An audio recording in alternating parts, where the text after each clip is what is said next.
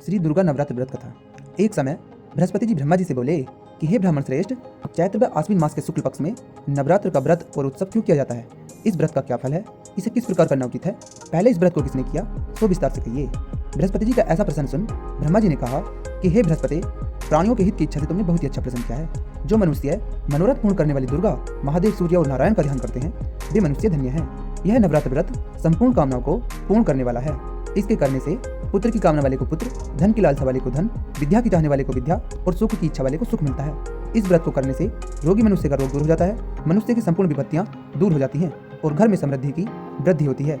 बंध्या को पुत्र प्राप्त होता है, समस्त पापों से छुटकारा मिल जाता है और मन का मनोरथ सिद्ध हो जाता है। जो मनुष्य इस नवरात्र व्रत को नहीं करता, वह अनेक दुखों को भोगता है और कष्ट व रोग से पीड़ित हो अंगहीनता को प्राप्त होता है। उसके संतान नहीं होती और वह धन धान्य से रहित हो भूख और प्यास से व्याकुल घूमता फिरता है तथा संज्ञाहीन हो जाता है। जो सद्भावी स्त्री इस व्रत को नहीं करती, वह पति सुख से वंचित हो नाना दुखों को भोगती है। यदि व्रत करने वाला मनुष्य सारे दिन का उपवास न कर सके तो एक समय भोजन करे और 10 दिन बांधवों सहित नवरात्र व्रत की कथा का श्रवण करे। हे बृहस्पति, जिसने पहले इस महाव्रत को किया है, वह कथा मैं तुम्हें सुनाता हूँ, तुम सावधान होकर सुनो। इस प्रकार ब्रह्मा जी का वचन सुनकर बृहस्पति जी बोले कि हे ब्राह्मण, मनुष्यों का कल्याण करने वाली इस व्रत के इतिहास को मेरे लिए कहो, मैं सावधान होकर सुन रहा हूँ। आपकी शरण में आए हुए मुझ पर कृपा करो। ब्रह्मा जी बोले कि प्राचीन काल में मनोहर नगर में पीठक नाम का एक अनाथ ब्राह्मण रहता था। वह भगवती दुर्गा का भक्त था। उसके संपूर्ण सद्गुणों से युक्त सुमति नाम की एक अत्यंत सुंदरी कन्या उत्पन्न हुई। वह कन्या सुमति अपने पिता के घर वाले काल में अपनी सहेलियों के साथ क्रीड़ा करती हुई इस प्रकार बढ़ने लगी जैसे शुक्ल पक्ष में चंद्रमा की कला बढ़ती है। उसका पिता प्रतिदिन जब दुर्गा की पूजा करके होम किया करता, वह उस समय नियम से वहां उपस्थित रहती। एक दिन सुमति अपनी सखियों के साथ खेल में लग गई और भगवती के पूजन में उपस्थित नहीं हुई। उसके पिता को पुत्री की ऐसी असावधानी देखकर क्रोध आया और वह पुत्री से कहने लगा कि अरे दुष्ट पुत्री, आज तूने भगवती का पूजन नहीं किया, इस कारण मैं किसी कुष्ठ रोगी या दरिद्र मनुष्य के साथ तेरा विवाह कर दूंगा। पिता का ऐसा वचन सुन सुमति को बड़ा दुख हुआ और पिताजी से कहने लगी कि हे पिता, मैं आपकी कन्या हूँ तथा सब तरह से आपके अधीन हूँ। जैसी आपकी इच्छा हो वैसा ही करो। चाहे राजा से, कुष्ठी से, दरिद्र से अथवा जिसके साथ चाहो मेरा विवाह कर दो, पर होगा वही जो मेरे भाग्य में लिखा है। मेरा तो अटल विश्वास है, जो जैसा कर्म करता है उसको कर्म के अनुसार वैसा ही फल प्राप्त होता है। क्योंकि कर्म करना मनुष्य के अधीन है, पर फल देना ईश्वर के अधीन है। जैसे अग्नि में पड़ने से तृणादि उसको अधिक प्रदीप्त कर देते हैं, इस प्रकार कन्या की निर्भरता से कहे हुए वचन सुन उस ब्राह्मण ने क्रोधित हो अपनी कन्या का विवाह एक कुष्ठी के साथ कर दिया और अत्यंत क्रोधित हो अपनी पुत्री से कहने लगा कि हे पुत्री, अपने कर्म का फल भोगो, देखे भाग्य के भरोसे रहकर क्या करती हो। पिता के ऐसे कटु वचनों को सुन सुमति मन में विचार करने लगी, अहो मेरा बड़ा दुर्भाग्य है जिससे मुझे ऐसा पति मिला। इस तरह अपने दुख का विचार करते हुए वह कन्या अपने पति के साथ वन में चली गई और डरावने कुशायुक्त उस निर्जन वन में उन्होंने बह रात बड़े कष्ट से व्यतीत की। उस गरीब बालिका की ऐसी दशा देख देवी भगवती ने पूर्व पुण्य के प्रभाव से प्रकट हो सुमति से कहा कि हे दिन ब्रह्माणी, मैं तुझसे प्रसन्न हूँ, तुम जो चाहो सो वरदान मांग सकती हो। भगवती दुर्गा जी का यह वचन सुन ब्रह्माणी ने कहा कि आप कौन है, वैसा मुझसे कहो।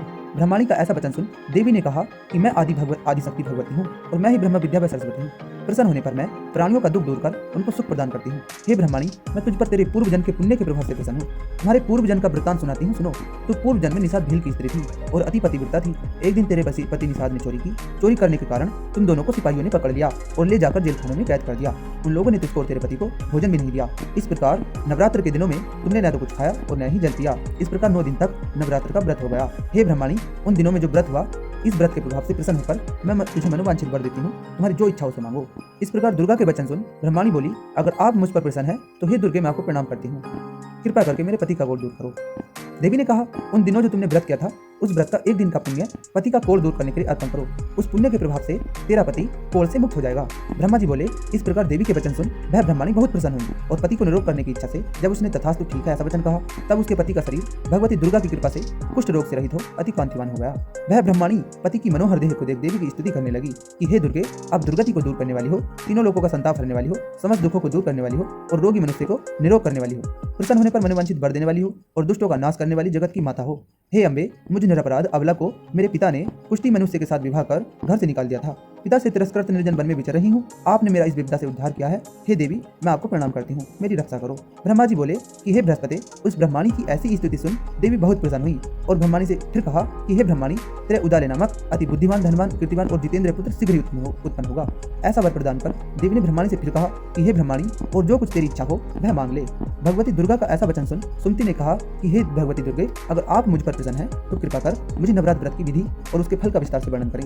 महात्मा, इस प्रकार ब्रह्माणी के वचन सुन दुर्गा ने कहा कि हे ब्रह्माणी, मैं तुम्हें संपूर्ण पापों को दूर करने वाले नवरात्र व्रत की विधि बतलाती हूँ, जिसको सुनने से मोक्ष की प्राप्ति होती है।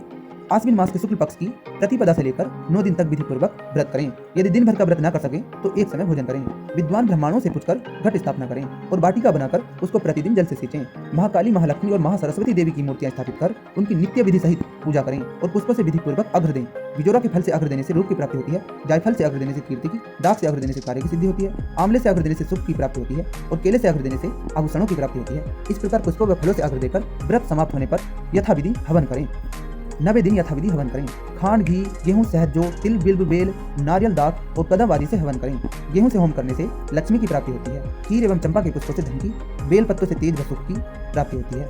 आंवले से कीर्ति की और केले से पुत्र की, कमल से राज सम्मान की और दाखों से संपदा की प्राप्ति होती है। खांड, घी, नारियल, शहद, जौ और तिल तथा फलों से होम करने से मनोवांछित वस्तु की प्राप्ति होती है।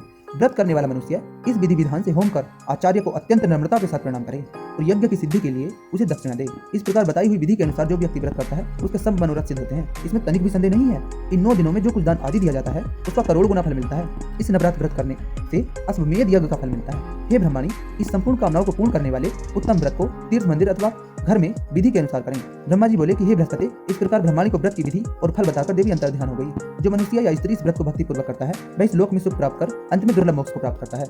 हे बृहस्पति, यह इस दुर्लभ व्रत का महात्मा है जो मैंने तुम्हें बतलाया है। यह सुन बृहस्पति जी आनंद से प्रफुल्लित हो ब्रह्मा जी से कहने लगे कि हे ब्राह्मण, आपने मुझ पर अति कृपा की जो मुझे इस नवरात्र व्रत का महात्मा सुनाया है। ब्रह्मा जी बोले कि हे बृहस्पति, यह देवी भगवती सबकी संपूर्ण लोगों का पालन करने वाली है। इस महादेवी देवी के प्रभाव को भला कौन जान सकता है। बोलो देवी भगवती की जय। क्षमा याचना। हे परमेश्वरी, मेरे द्वारा रात दिन सहस्त्रों अपराध होते हैं। यह मेरा दास है, ऐसा समझकर मेरे अपराधों को क्षमा करो। हे परमेश्वरी, मैं हवन विसर्जन और पूजन करना नहीं जानता, मुझे क्षमा करो। हे सुरेश्वरी, मैंने जो मंत्रहीन, क्रियाहीन, भक्तियुक्त पूजन किया है वह स्वीकार करो। हे परमेश्वरी, अज्ञान से, भूल से अथवा बुद्धि भ्रांति से जो न्यूनता अथवा अधिकता हो गई है उसे क्षमा कीजिए तथा प्रसन्न हो जाओ मेरी माता। जय माता रानी की, जय माता रानी।